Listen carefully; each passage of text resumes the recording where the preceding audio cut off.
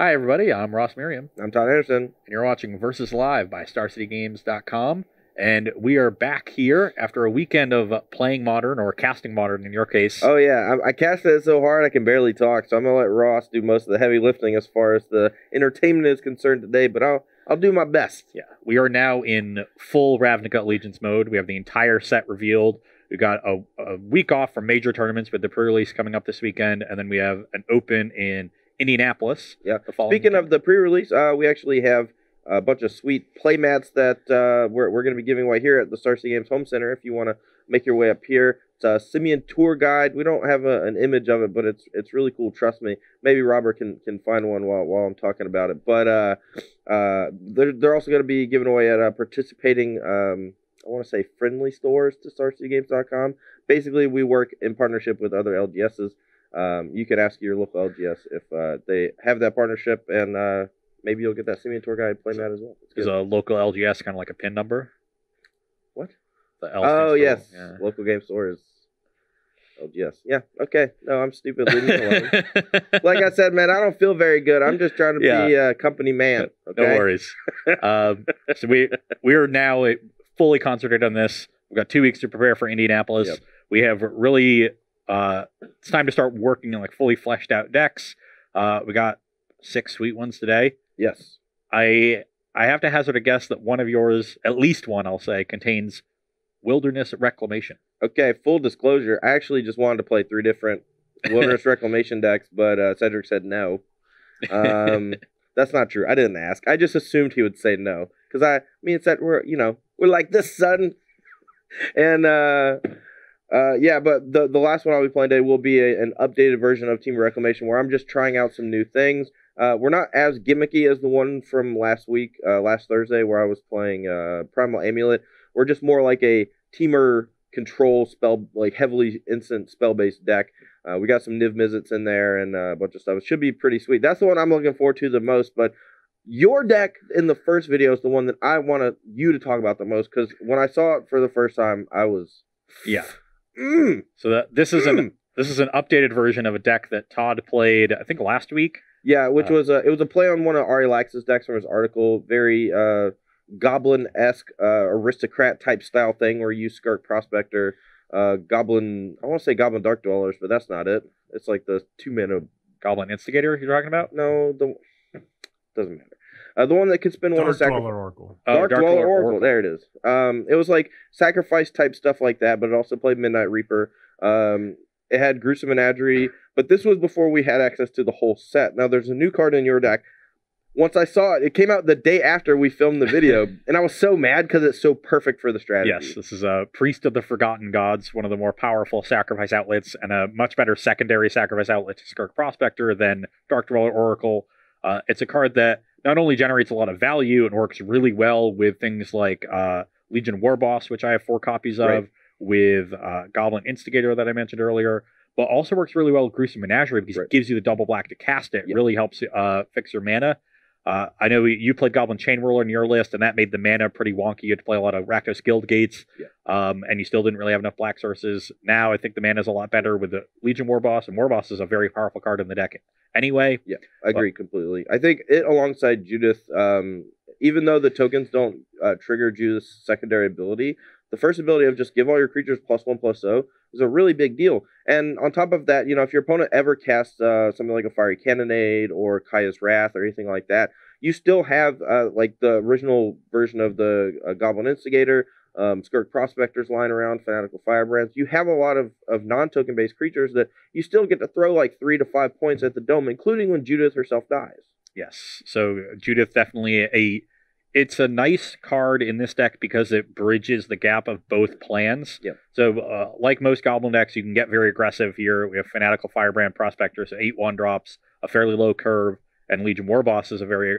aggressive card. And Judith enables that plan, but also works well with the sacrifice outlets. So, a real linchpin card of the deck in that it ties together both plans really nicely, and makes them both more robust so that your opponents sort of have to respect both, and it's difficult to do that. I imagine if this deck gets good, things like Deathcourt Scavenger will be good against it. Well, we full disclosure, we actually played like 4 or 5 games, just these new cards are so much fun, and this new set has just me jacked about playing Standard again. You know, when the Ravnica Guilds of Ravnica first came out, and we were playing with that, I was having a blast. It got me back into Standard for the first time in a while, and this has just pulled me right back in immediately. And Ross's deck just clowned me. It's going to give you the full disclosure. We only played game 1, and we have discussed how to be better after sideboard, and I already have a full sideboard plan in mind. But Ross clowned me. His deck looks so good, and I'm really hoping to get to see the full power of it in our first game today. Yeah, so why don't we just get to it? Because the deck's great. Yeah. Sure. Have we explained your deck, actually? We talked about Reclamation. But it's fine. No, talk about your deck. I don't want to talk anymore. I don't like talking. Okay, I'll talk about your deck. Please, thank you. Todd is playing I need some tea. Todd is playing blue, green, and red cards, which is a change of pace for him, I'm sure. Yeah. And in a tempo shell with lots of spells. But in this case, he's not going big with Expansion Explosion. Instead, he's getting aggressive with Terramander and Deeproot Champion, a card that saw a lot of hype in Ixalan, but hasn't really seen a lot of play. But there's a lot of cheap spells to enable it now, so could be quite good. And then Enigma Drake, he's using the Spell Pierce Dive Down package that we've seen in Is It Drake and some Jeskai list to gain a lot of tempo, the good red removal, and a bunch of cantrips to form this low to the ground aggressive tempo shell. So he's going to try to keep me off balance, use his creatures defensively early, and then turn the corner really quickly. Yep, that's the hope. And Enigma Drake should be like the key for me winning if I do win game 1, just because it has flying and can swing over all these token generators. Something like Deeproot Champion, not really going to get the job done, going to be on defense more than anything. But there's a chance that after sideboard alongside things like Fiery Cannonade, I'm able to create a large Deeproot Champion, sweep away all of Ross's stuff, and then start attacking. So things are going to change significantly after sideboard. Game 1, though, it's going to be tough. But let's go ahead and roll dice and see who goes first. Yeah, if you're able to go something like Deeproot I'll take odds. Okay. You're up.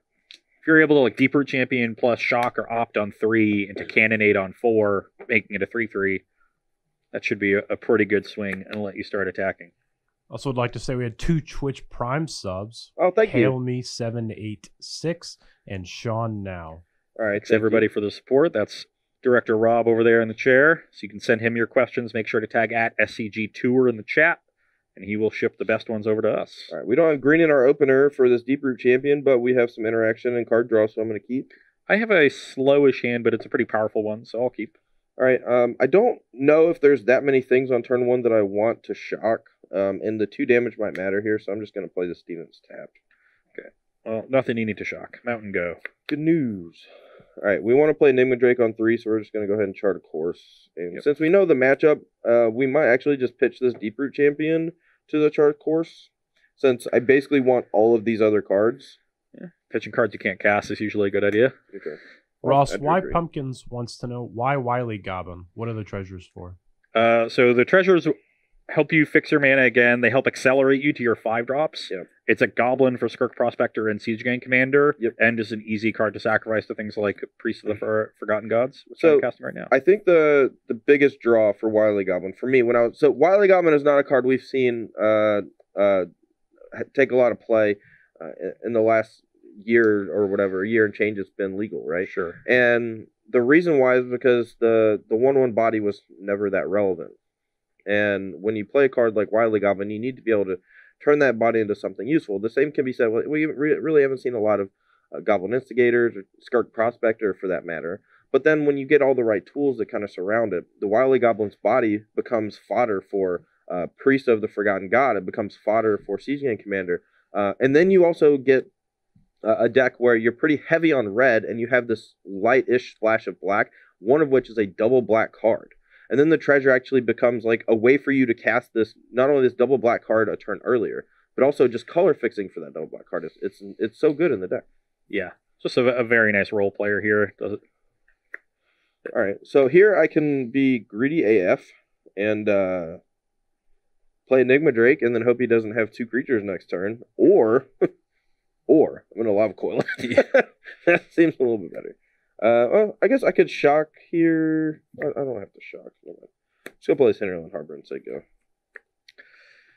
Tap it like this. Okay. I'm just going to use my mana efficiently and play Midnight Reaper. Pass the turn. Well, that is embarrassing. All right, we'll play Opt. I will keep Discovery, I guess.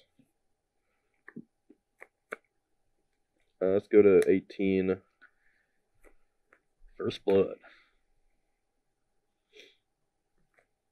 Go. Okay, now we're starting the beats. That thing's a 3/4. Correct. It is currently checking Midnight Reaper. See if Ross has a Lava Coil or something to take it down. If we had a Dive Down or a Spell Pierce, I might have held up for it, but we didn't. No Lava Coil, but I've got a Priest to try to set up for next turn. All right, this currently costs less. Terramander is this other cheap 1-drop for the deck that can apply a little bit of pressure early, but as the game goes, there's a chance it just becomes a 2-mana 5/5 flyer, which is a pretty big deal. Here, if you just have a Right now. land, you just make it a 5/5 and attack for 8. Yeah, I do have a land. I also have a land and a shock. Yeah. I'm thinking about doing that. But I could also go Shock, Discovery, or I could go Discovery Enigma Drake or Shock Enigma Drake. And then just Terramander next turn. So I think I'm in really good shape. It's just about finding the best way to leverage this advantage. Like if I can get this big enough, it might just be better so that it doesn't die to something like Fanatical Firebrand next turn. But he would have played that last turn. The real question is, what do I shock? Because I'm definitely shocking something. This is super dangerous, but this lets him draw an extra card if I kill anything else. But I think the joke is I'm not going to try to kill anything else because I don't have another removal spell. So we're actually just going to hit this. I like killing Priest as well. I think it's the card that helps me catch up the most. I'll go to 19 and draw a card. Okay. And I think I'm just going to go for the kill next turn. I'm going to shock down to 16. Yep. I'm going to activate Terramander because it gets 4 cheaper. And then I'm going to attack for 9. Put you to 10. 11. Oh, you were at 19. I took 1 off. Okay, the Reaper. So you're at 10. So I just have to play 1 instant next turn if he doesn't have a removal spell. Terramander really showing off what it can do here, which I like. And I mean, this is early in the game too. This is turn 5. You know. Yeah. And we could have played it. I could have gambled a little bit off the Discovery. Maybe I should have done that. Attack for 3. If I just hit an instant off the top, it just stays the same. But it's aggressive. Yeah, I mean, I don't. My removal spells are gone. I've got a Siege Gang Commander. I'm one turn off. Pass. All right, I'm gonna cast the Discovery. Yeah, that kills me. Yikes! Huh? That was not what happened in any of our games before we started.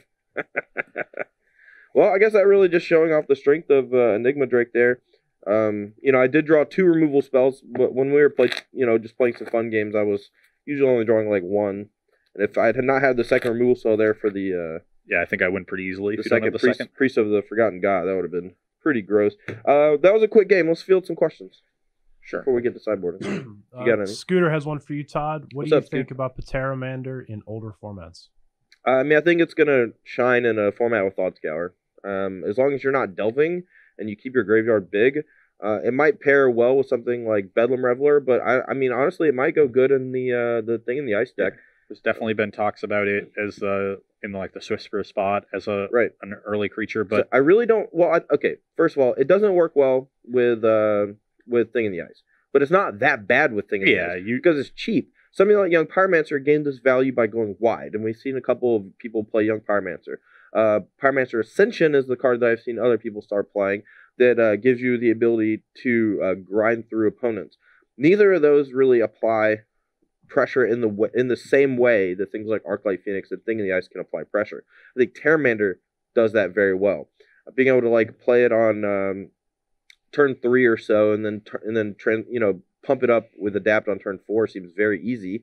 Playing it on turn 1 and then killing some stuff and then threatening to adapt it on turn 4 again just seems very easy. And I think that's, even if you don't end up playing 4, I think it's that good 2 of or 3 of replacement threat that the deck's been kind of wanting. Exactly. The Crackling Drake is good as a 2 or 3 of, and then Arclight and Thing in the Ice are core pieces of the deck, and then there's a lot of debate as to what the 4th threat is going to be. It could be Monastery Swiftspear, it can be Jason's Prodigy. Are you sure Crackling Drake's even good?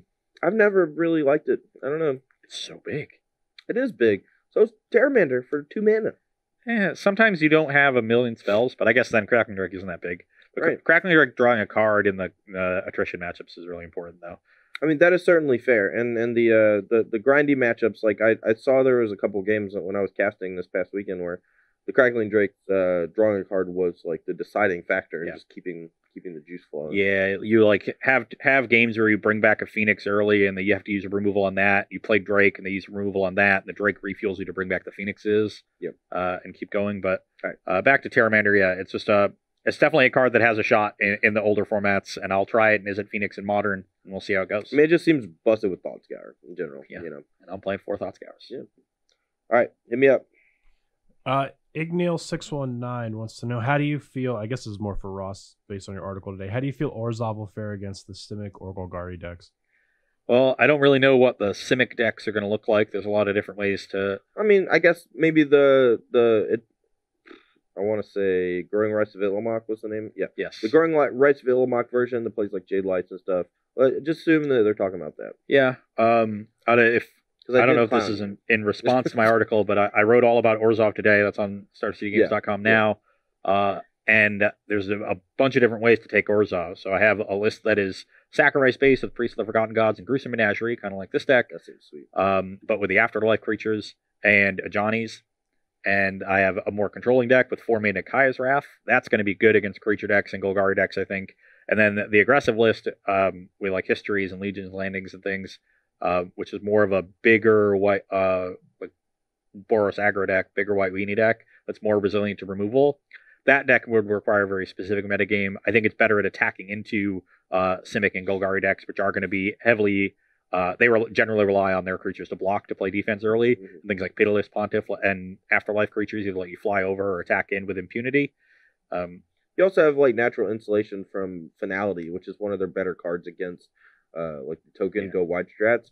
But just like half your creatures having Afterlife or whatever just seems very tough for them to beat. Plus, if they ever get like something gigantic down, like jump block 3 times with your freaking giant Afterlife. If you want to beat the Golgari and Simic decks, I think I would look to the mid-rangey Kaya's Wrath Orzhov deck, which still has a lot of Afterlife creatures. Mm-hmm. So you're just playing, but you don't really care if your 2 Afterlife creatures die and you get a couple Spirit tokens, and now you're ahead on the battlefield and their position is decimated. So I think that version will do well against the creature mid-range decks, whereas the aggressive version will probably do a little bit less well. And I don't know about the sacrifice version. I haven't tested that one fully. But definitely, like anything with Kaya's Wrath is going to be pretty good, I think, in those matchups. Yeah, generally speaking, we haven't really tested a lot because we just got the full set on Friday, and we were traveling all weekend, and also speculating is fun. Also, proxying cards and playing in real life is not fun. Tomorrow I get to play with all the cards. We'll talk about that in a little bit. All right, let's do one more question, then we'll get to sideboards. All right. Inverj11 asked, why no Rekindling Phoenix in Menagerie? So Menagerie, in particular, wants you to limit your curve to 1, 2, and 3 drops. Mm. You already have Siege Gang Commander as an additional high drop that works incredibly well in the deck. Phoenix doesn't really work that well in the deck. You can't sacrifice it to anything with Priest. You wouldn't really want to do that anyway. Phoenix is more of this like mid-range value card that either mid-range decks play or aggressive decks side into against heavy removal strategies. It doesn't really help any of the synergies, and it's awkward on the curve. So, no Rekindling Phoenix. Yeah. All right. Well, we are going to take a very short break here. Don't go anywhere. We're going to fix our sideboards for Game 2. We'll be right back. And welcome back here to sideboarding with Goblin Menagerie against Temur Tempo. A little bit what might look like an awkward sideboard plan on my side, where I'm cutting Fanatical Firebrand against a deck that showed me Deeproot Champion and Terramander in Game 1. The thing is, like these tempo decks, and we saw this with Izzet Drakes too. Yes, absolutely. Often side into a controlling strategy against decks that their cards don't really line up that well against. And in this is one of those matchups where I'm going wide with all these tokens. The spot removal that is pretty minimal in the main deck isn't really good at matching up against them. So you have to anticipate the tempo deck moving into a more controlling strategy, and that means cutting some of your answers to their cheap threats, which are probably coming out when they go to control. So I'm treating this like a control matchup, cutting Firebrand and Wily Goblin, which are some of our more aggressive cards, and bringing in more expensive, powerful cards. We got some additional removal in Plaguecrafter, which is particularly good against Niv Mizzet, and just good in a deck with a lot of tokens to throw away. Yep. And then a couple of Bedevils. And then 2 copies of Theater of Horrors, the new sort of Chandra-esque enchantment, Outpost Siege. Yeah, it's just another kind of frenzy, experimental frenzy that just gives you bursts of card advantage when your opponent's going to be lowering their curve and having more spot removal for your stuff. Yeah, and I think that Theater of Horrors is better in this deck than Frenzy because the curve's a little high here. We've got some 5-drops. And if you hit a card that you can't cast off of Theater, you can eventually work your way to it. Yeah, it doesn't ever go away, so I like Theater here. I think there's a good chance that Theater is just as good as Experimental Frenzy, but it's going to take us a minute to figure it out. Because, like, it banks all the cards. Even if you're not... Like, this isn't the same as Outpost Siege or Chandra, where if you can't use the card that turn, it goes away. It literally just saves them as a second hand, and if you ever deal your opponent 1 damage, you just get a second hand for the rest of the turn, whether that's Fanatical Firebrand, a freaking Shock, whatever. You just get all this stuff. This is, like, I don't know your mono red deck you're playing next. You know, you have Skewer the Critics, a bunch of other burn spells, right? Like, Theater of Horror seems great in that deck, because you just play this on 3, and then you just let it build up every turn. And then the moment you throw 1 burn spell at them, you get access to like 5 more. So that's a lot of burn spells. Yeah. Anyway, my turn? Yeah. Okay, from my side, as we were talking about, I think this is going to be super common for any deck featuring the card Enigma Drake, where you have the ability after sideboard to go a lot bigger. You know, we have Deep Root Champion, Terramander. These cards are very good in tandem with Spell Pierce and Dive Down against slower strats with a bunch of spell removal.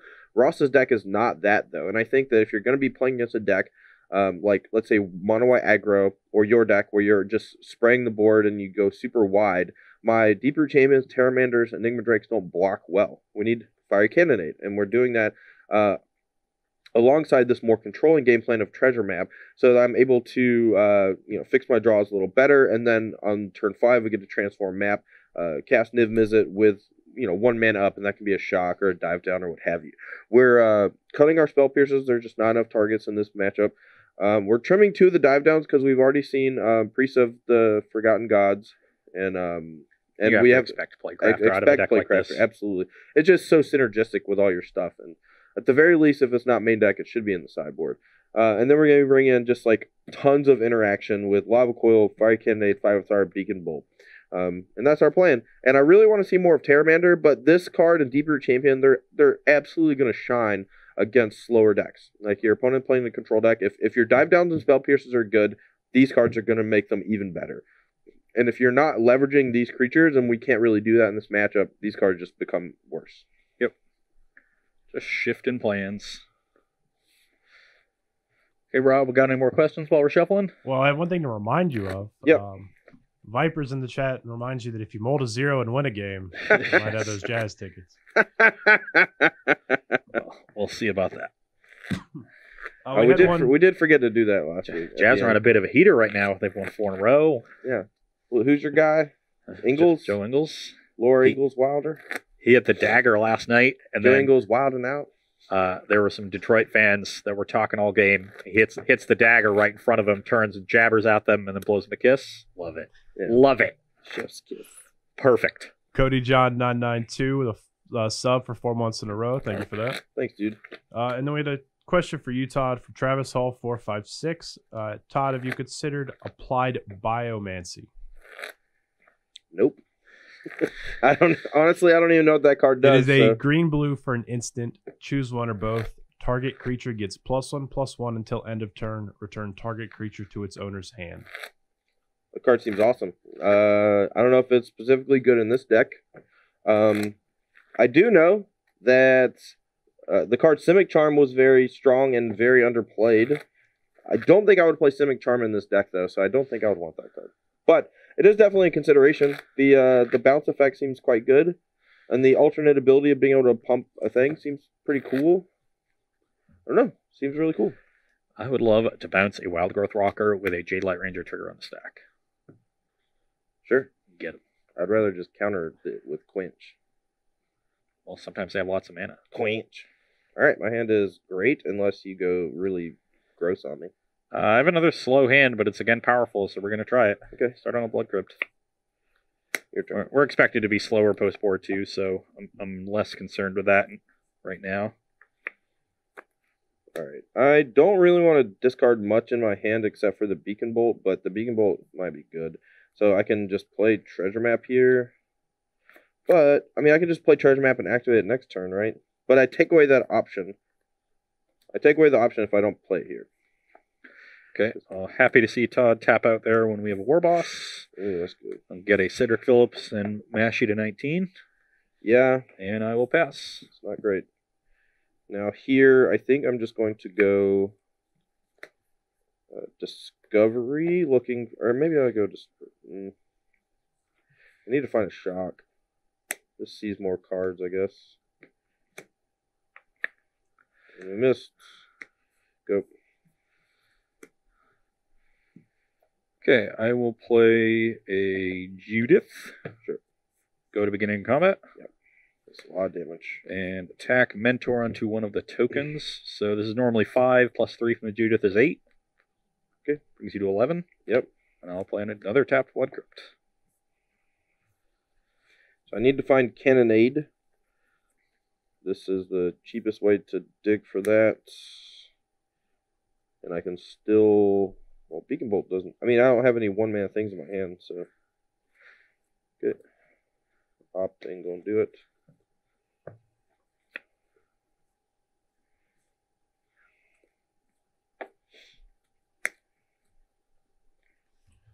Ross, a question from you from Sean now. Any thoughts on running a combination of Duress and Drill Bit in the sideboard? It seems to me that you wouldn't run a combination until you got to number 5. One is likely better, right? Given your deck's construction. So the only time you split is when you have to and you have more. I don't think I would ever run like 2 Drill Bit, 1 Duress. And I think Drill Bit is actually quite good, given the way some of the control decks are built around Niv Mizzet now. Getting to take that from their hand is nice, and you get to bring it in against some mid-range decks. So I like Drill Bit in any deck that's fairly aggressive, and this deck in particular, it's easy to trigger Spectacle or turn on Spectacle because you just have so many bodies. You go so wide. All right, kill. If I'm gonna kill Judith, I should just wait till combat so you can't play the second one. So I'll just say go. Okay. So I don't know if I want to kill War Boss or not, or Judith. So assuming you have Shock, which is the only thing that makes sense here. Yeah, literally, I already showed it to you.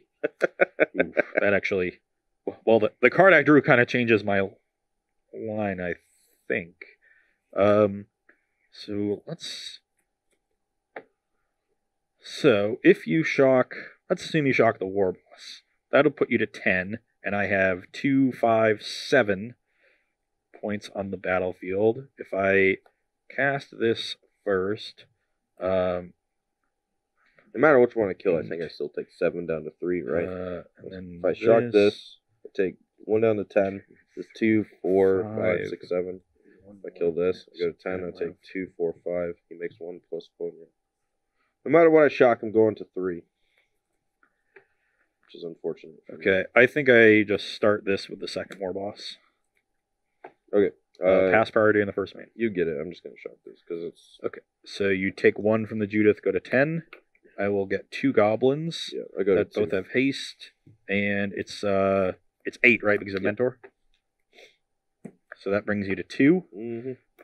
I will play Skirk Prospector post-combat. Am I dead? Sack the 4 tokens. Siege Gang? Play a Siege Gang Commander. Wow! Get We're 3 doing it! more tokens. Sack 2 Then I'll sack these mana, 2 for 2 red, and then sack the token at you for the last 2. Dude, that's sick. That's what you call a combo. Dude, that's awesome. Good job. Next turn, I was not out of the woods, but if I found a candidate, I might have been able to. Oh, it was the top card. Oh man, 1 turn too late. Yeah. Blade Knight 8/8 with a Twitch Prime sub for 3 months in a row. Hey, thanks, dude. All right, 1 point from Judith. Yeah. Well, it was way more than 1 point. Although So I guess I had another activation, right? Before, okay, I was at 11 life, and Ross had literally just played the 3-drop Goblin. Yeah, I went 3-drop, 3-drop. I didn't play a 1 or 2. And I was 11. And I killed you. Yeah, and then I killed you on turn 5. Yeah. Through a removal spell. Yeah. Through a shock. The 1 turn of you having the Judith attack unfettered was really gross. Yeah. If I had played... if you had the shock a turn earlier, it's a huge deal. Yeah, I think if I had played a turn earlier, like a chart of course or a discovery, instead of the treasure map on 2, just digging for removal, I would have been in a lot better shape. And I guess I have to assume that you're going to play Goblin War Boss there on 3 if you don't play a 1 or 2 drop. So probably a mistake on my part. What are you doing? Are you recycling? Yeah, I feel like my curve's a little too high right now, especially on the draw. Dude, just bring back in the Wily Goblin. Yeah, that's what I'm thinking. I think I want to trim on Priest and maybe cut a War Boss because you have cannonades and shocks and stuff. So War Boss can be a liability. I think War Boss is one of the better follow-ups to a Sweeper, so I don't know if I would cut that. Well, I mean, I have a lot of good follow-ups to Sweeper. I have Goblin Menagerie, I have Siege Gang Commander, and then I have other War Bosses. Maybe you cut Judith, but Judith can actually punish the Sweeper. All right. Figure it out in your head while we field some, or I'll field some questions while you figure that out. But take your time. But I do think Priest is a bit of a liability. It just dies to a lot of things. You don't have a lot of creatures after board, so its ability isn't as relevant. I'm going to bring back the Wily Goblins and cut 2 Priests and a War Boss. Okay. Just slightly lowers my curve. Camu wants to know, what's the best guild for pre-release? No idea. Whichever one you like. Yeah, I mean, as far as the previous pre-release is concerned, the only one card that I feel like was egregious was Temur Disinformation Campaign. Everything else, like most of the rares, felt beatable. Niv Mizzet was pretty disgusting, but like Murray Mystic was pretty disgusting. This time around, I don't know, everything looked kind of balanced. I haven't really seen a mechanic or a card in for limited that really was like, do this. So just play to your strengths. If you really like instant speed stuff and, you know, play as Aureus, I guess. And then you can choose to play at sorcery speed if you like and get some added benefit. You get more flyers if you like that, since you're blue and white. Or if you like combat trick stuff, the adapt mechanic on Simic is really cool. There's a lot of interesting synergies there to explore. I do like anything that has mana sinks in sealed deck. That is true. So I like the adapt mechanic. Yeah, I'll just say Simic. Just whatever. All right, next question. Matt Trick Life, what are your thoughts on Rhythm of the Wild? There have been a lot of, it seems like different opinions. One of my favorite cards in the set. Yeah, top 5 cards in the set. I know Brad does not like it. He wrote in a Fact or Fiction, but he is the only person I've seen that doesn't. But, you know, he's also the best standard player in the world. I mean, the fact that it combos super well with Growth Chamber Guardian makes me love it. The fact that, like, so far we haven't really had the my creatures can't be countered aspect of that come up. But I think that could end up being a really big deal if things like Jeskai Control continue to be a major player. So, I don't know. I think it's top 5 cards in the set. And, like, we've physically played with it. You know, Brad's, I think, more working from theory. Not that he's wrong. He is very smart. Knows what he's talking about when it comes to standard. But I watched Ross cast the card, and then the next few turns, he literally just exploded and went crazy. So. Yeah. Brad's issue with the card has to deal with how it's a very weak top deck later in the game, which is true. Fair. When we saw it do really good things is when I had it turn 2 off of Llanowar Elves, and that's when it's going to be at its best. Yeah. So maybe that holds it back, but the upside is there. It is a very powerful effect. I just think that the draws where you had it versus the draws where you didn't have it, your deck was completely different. And I think that, and also it's not that bad at multiples because Riot actually, you could just get multiple instances of Riot and then you can give it +1/+1 and haste or just 2 counters on everything. And as I mentioned when I played the Gruul deck last week, and I think I've played a couple at this point, the way, if you look at the Riot mechanic and you think about the way that Wizards of the Coast likes to design cards, if they're going to give you a decision like that, do I put a counter or do I give my creature haste? They're going to want it to be a real decision. They want that to be close. So in order to do that, because generally haste is one of the best keyword mechanics, so they need to make that +1/+1 counter very relevant. Mm-hmm. So if you look, all the Riot creatures are sized in such a way that the extra counter is a big deal. Yeah. Although the initial Riot creatures, like Skargan Hellkite, if you give it the 5th counter, now it survives Lava Coil, which is really big. Right. It attacks immediately if it has haste to kill Teferi on 5. That's also big.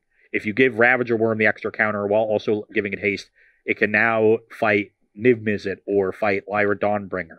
If you give Gruul Spellbreaker the counter, like 4/4 haste or 5/5, it can get out of range of certain removal spells or have haste to take down a Planeswalker. Those counters, the creatures are sized in a way that the counters are super relevant. So the second instance of Riot is really valuable, where you can get that first counter that's super relevant and haste. Mm-hmm. So while it might look like it's superfluous, Rhythm of the Wilds really does help out the other Gruul Riot creatures a lot. All right, we're here for game 3. My hand is pretty good. Yours is My not. hand is a 5-lander. All right, ship one more. All right.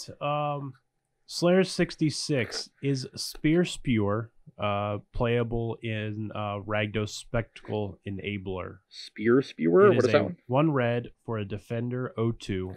Tap deals 1 damage to each player. That's a card? Yes, it's common. It's a Rakdos enabler.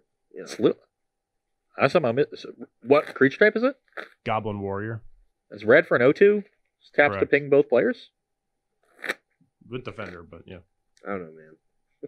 That's one of those cards that on paper, it looks like complete trash, but like once you start adding in the spectacle mechanic, and then it could be great because it literally just turned on the spectacle mechanic through, but without having to enter combat, which And is then a just pretty the big deal. goblin synergies anyway. Right? I can tell you, I think that card is going to be a key card for the very good Rakdos decks in Limited. I agree with that.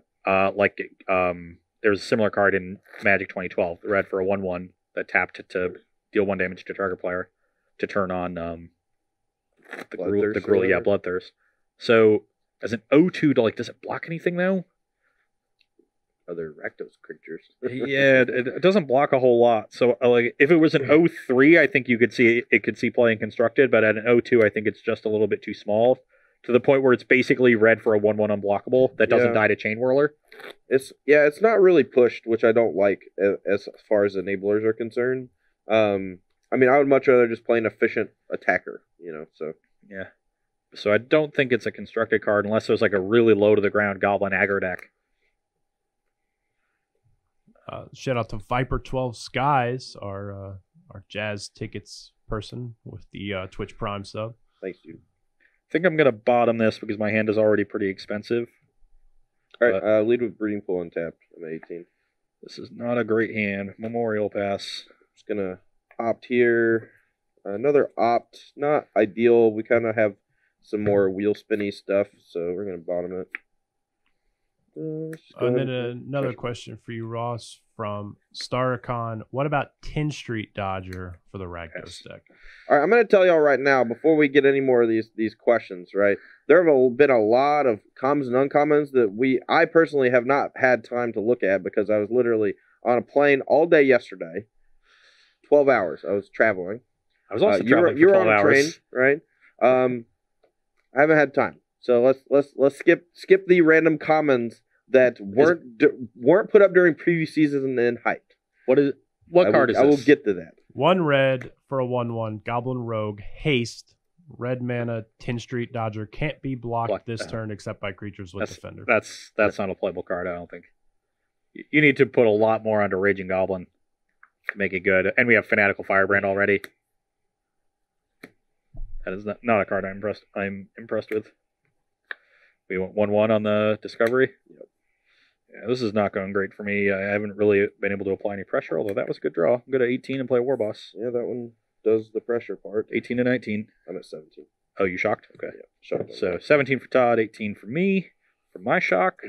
Do I want a second treasure map? I think my mana is going to be tied up here for a minute, so I will draw. Sparrow says they're glad you made it home yesterday, Todd. Thanks, Sparrow. I'm going to use my mana efficiently here. I'm going to exile this thing. I'm going to play this and say go. I don't really want to shock in anything else that I want to do and still use treasure map. I have to shock. Let's play a Judith and attack for 2. 15. Pass.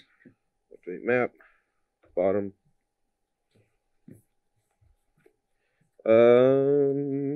I'll map on upkeep. Just fix my draw a little better. Get you some Rhino over turfs. We'll keep this one.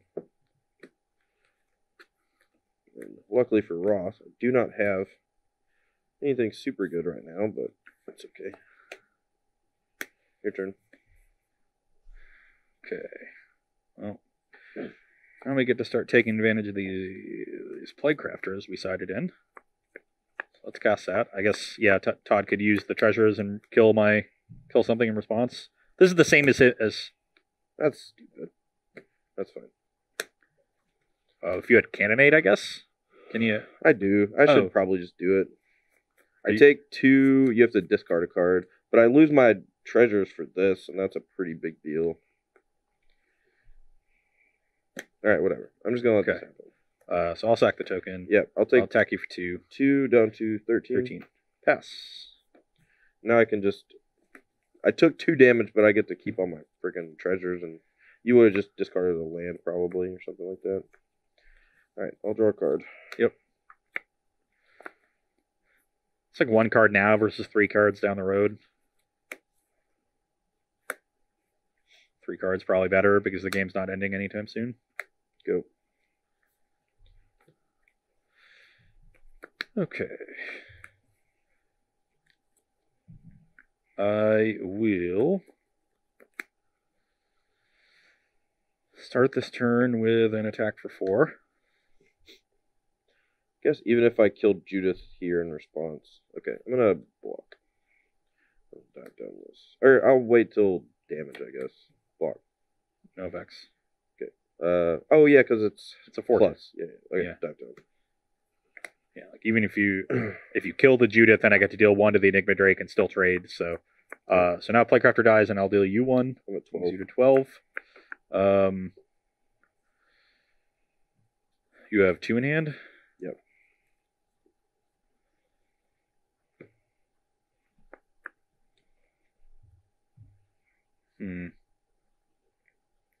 This is awkward because I know you have the Cannonade. Well, I haven't played like I have Cannonade. Yeah, I guess I'll play like I don't know. So play I Instigator. don't even know if I'm incentivized really to Shock to 16 and play another Playcrafter. Okay. I will sack. I just sack the Instigator and deal you 1 because you can just kill the Judith. Yeah, because you can kill the Judith. At 11. So you go to 11. Zia Rico's curious, what are your thoughts on Drillbit and its playability? I know you've played it a bunch in the sideboard of decks, but what do you think about playing it in year 60? So for this episode, I was actually brewing mono black aggressive decks that had 4 main deck Drillbit as sort of an additional 1-drop. I like the idea of playing a 1-drop on turn 1, attacking, playing a second one, and Drillbitting them and getting ahead that way. Actually, hold on. You can take the lava coil and set up your spawn. I'm just gonna beacon bolt and then. Okay. And then do it again. So I'll deal you 1 when the Judith dies, brings you to 10. Yeah. And this dies.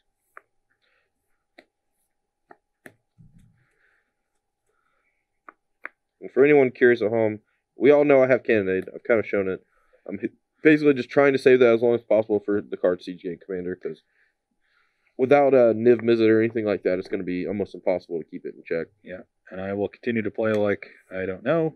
I also have a Memorial out now, so I don't even mind if the Siege Gang dies. So play it, attack for 1. I'm at 9. Play my 4th Blood Crypt. Pass. Nice. Okay. Now I really wish I had that treasure map somewhere on the bottom here. Alright, I'm main phase of Cannonade. Go. You have 2 in hand? Yep. Let's play War Boss. Okay. Make a Goblin attack. That was a very good draw, and I have Theater. That's good. Yeah, I've had the Theater for a while. I needed to... That was a good draw, too. I'm going to shoot that, kill that, draw a card. Jesus. I thought just Niv Mizzet and I can hope to hit a land in my next 2 draws. But Niv Mizzet plus kill both your things is rough. Your turn. Upkeep, exile. Yeah, I was so without the spell to go along with it, I was going to be able to make a second token off War Boss, attack with both of them. Todd chumps 1. Play this land off Theater of Horrors, and then return Playcrafter with Memorial, and cast it. So you didn't draw a land for turn. No, I did not. I can, however, activate Theater. Yep, puts me that to deals you 7. Puts you to 7. Did you draw Drillbit? I did not. Okay. I didn't bring in Drillbit. But I just get to play the land for free. Sure, I get to play this with Kicker. Am I just dead? Yeah, I'm at 16.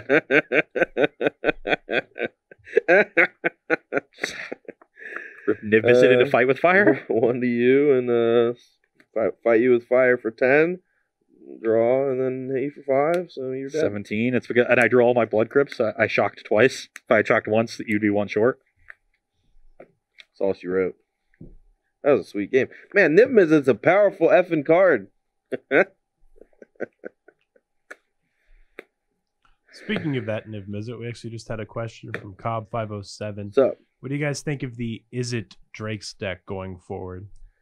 Well, we are not going to center too much on that deck as far as testing is concerned because we already know that the deck is good. You know, it might change by 5 or 10 cards. It might go back to Arclight Phoenix. We've seen, 10 different iterations of Izzet spell-based stuff. I don't know. If you played it in Indianapolis next week, I can't imagine that it's bad. So just going to say that. But as far as testing new decks is concerned, we're going to focus on new guilds for at least this week. And then maybe next week we will test like old guild versus new stuff. So, I questioned Todd when he was bringing in the one Fight with Fire, like 3-mana spot removal spell against a go wide deck, not great. It's like, no, I'm pretty sure the games are just going to go long and I'll get to kick it. And if I do that, you'll die. Yeah. Like, or I'll kill all your stuff. Yeah. Yeah. And I guess he was right. Yeah. And I thought I was all set when I drew the War Boss. Niv Mizzet into Fight with Fire. Too good. Yeah, dude, just like it's always been. Yeah. No, I think that was just a showcase of the treasure map sideboard plan in that game for sure. Way for me to gain grindy card advantage. At any point, I did have the ability to cannonade if things went super bad for me. But I almost pulled the trigger that one time, and then I was like, well, I'm really just taking 2 damage here, and I can fire cannonade at any point that I want. And I didn't even want to burn it because I need to protect myself from. Yeah. If you had thrown those treasures away, I think I win that game easily. Oh, absolutely. I drew 3 free cards. And at the end of the game, like when I drew the Nimbus that I needed every land drop that I hit, I thought I was flooding out, and I really just ended up needing all the lands. Yeah. So, no, that was a really sweet game, and I don't know. I want to say this: game 1s in this matchup, I stole game 1. We played 5 games before that. I got super lucky to win game 1. I had like a really good curve. Went like Chart of Course, kill a thing, Enigma Drake, kill a thing, Terramander, and then attack, and you're dead. Like that didn't happen in 5 games that we played beforehand. Russ always had Fanatical Firebrand to kill Terramander. I drew a bunch of Spell Pierces and Deeproot Champions that did nothing. And Ross's deck is a lot better than losing this match. And I think of the new archetypes, something we have a bad habit here of doing is we want to win and we want to feel smart. And I want to feel smart by doing the things that we all know is good, which is treasure map Niv Mizzet.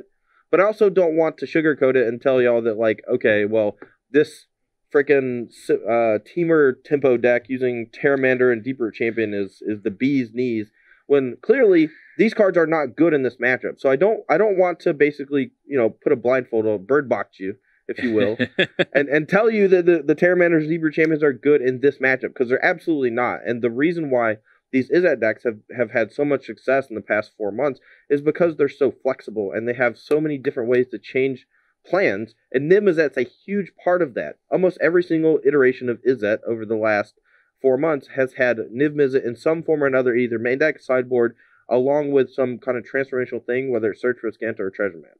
Yep. And we've seen this before. Flexibility is so important in Standard. Versatility, being able to adjust not only to what your opponents do in game 1, but also to what they're doing in games 2 and 3.